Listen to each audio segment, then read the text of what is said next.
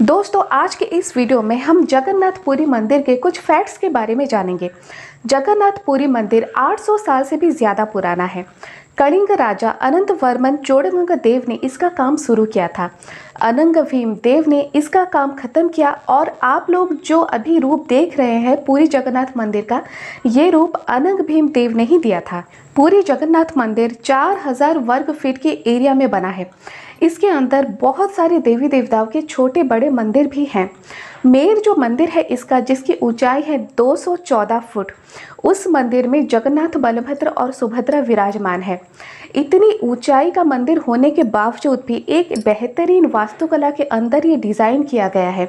इसकी परछाई आपको कभी भी कहीं भी नज़र नहीं आएगी, क्योंकि इसकी परछाई बनती ही नहीं है, ना सुबह ना दोपहर ना कभी भी। पूरी जगन्नाथ मंदिर के इस सबसे ऊंचे मंदिर के ऊपर एक झंडा भी हर रोज नया बांधा जाता है।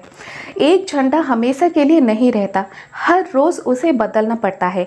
ऐसी मान्यता है कि अगर ये झंडा एक दिन में बदला नहीं गया तो नेक्स्ट 18 साल के लिए मंदिर बंद हो जाएगा।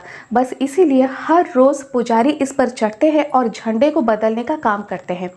ये झंडा भी एक वास्तुकला का ही निदर्शन है। हवा का रुख हमेशा दिन में समुंदर से धरती की तरफ होता है और शाम को धरती से समुंदर की तरफ होता है। लेकिन जब भी आप झंडे को देखेंगे तो आपको ऐसा लगेगा कि हवा जिस दिशा से चल रही है, झंडा हमेशा उसके विपरीत दिशा को उड़ रहा है। इसी मंदिर के ऊपर एक चक्र भी बना हुआ है अष्टधातु का, जिसे नील चक्र भी कहा जाता है। आप जिस भी दिशा से देख लो, आप जहाँ भी खड़े होकर इसे देख लो, आपको अपनी तरफ ये सीधा ही नजर आएगा। ये अष्टधातु से बना हुआ नील चक्र पहले के ज़माने में मणियों से बना हुआ था, जो कि बहुत मूल्यवान हुआ करते थे। लेकिन किसी वजह से इसे बदलकर, मणि के जो नील चक्र था उसे बदलकर अष्टधातु का चक्र लगा दिया गया। पूरी जगन्नाथ मंदिर की रसोई दुनिया की सबसे बड़ी रसोई है। यहाँ जितने भी पकवान बनते हैं श्री जगन्नाथ के लिए बनते हैं, और वो सारे पकवान मिट्टी के बर्तन में बनते हैं। लकड़ी के बहुत सारे चूल्हे जलते हैं। इन्हीं चूल्हों पर एक के बाद एक मिट्टी के बर्तन रखे जाते हैं। एक आश्चर्य की बात है कि सबसे ऊपर वाला बर्तन के जो पकवान होता है वो पहले पकता है, उसके बाद नीचे से शुरू होता है पकना। ये ऐसी एक आश्चर्य की बात है जिसे कोई आज तक समझ नहीं पाया है।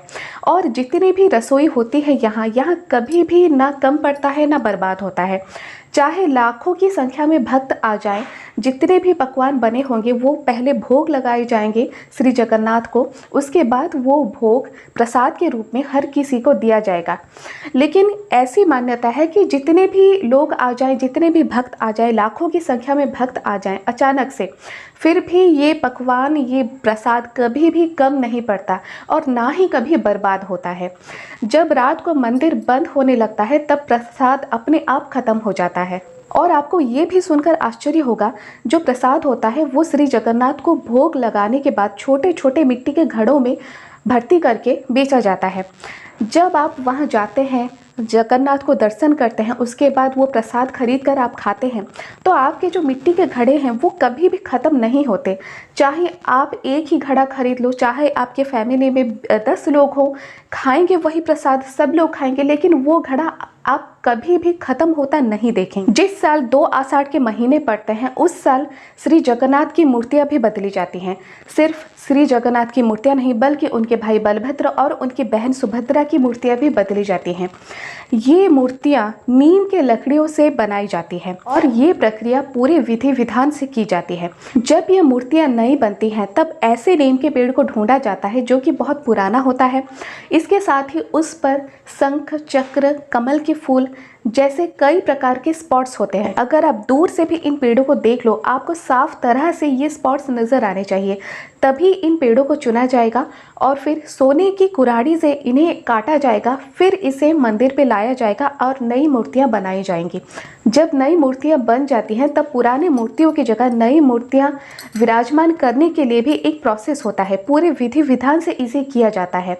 लेकिन जिस दिन भी इसे किया जाता है उस दिन रात को ये प्रक्रिया होती है और पूरी की लाइट सिस्टम को बंद कर दिया जाता है। पूरे मंदिर के चारों तरफ पूरा अंधेरा किया जाता है। सीआरपीएफ के सैनिक दल भी इसके चारों तरफ डेरा डालते हैं।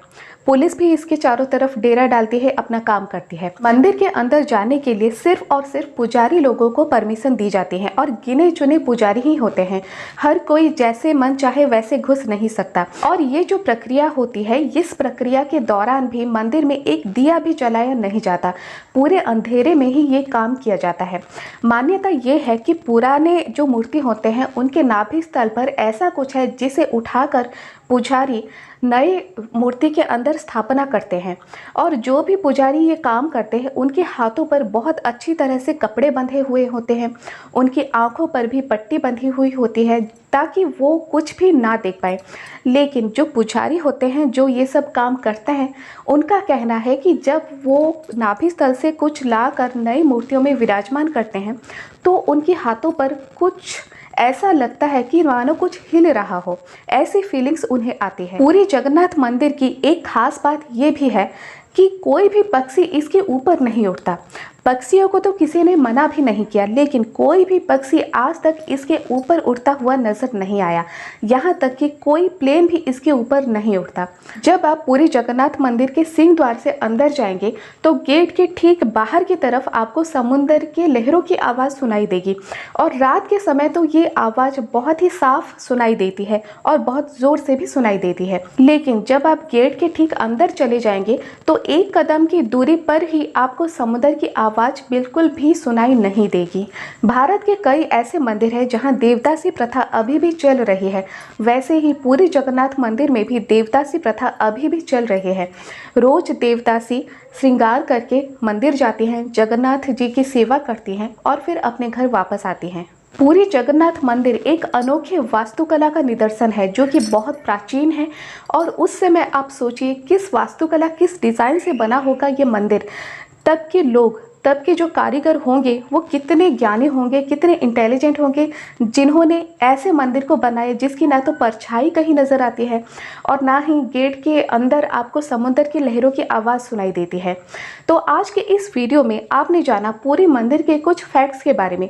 अगर आज का ये वीडियो आपको ज़रा भी पसंद आए तो एक लाइक ज़रूर करते, सब्सक्राइब करते मेरे इस चैनल को, ताकि आगे चलकर भी आप ऐसी ही मज़ेदार फैक्ट्स सुन सकें।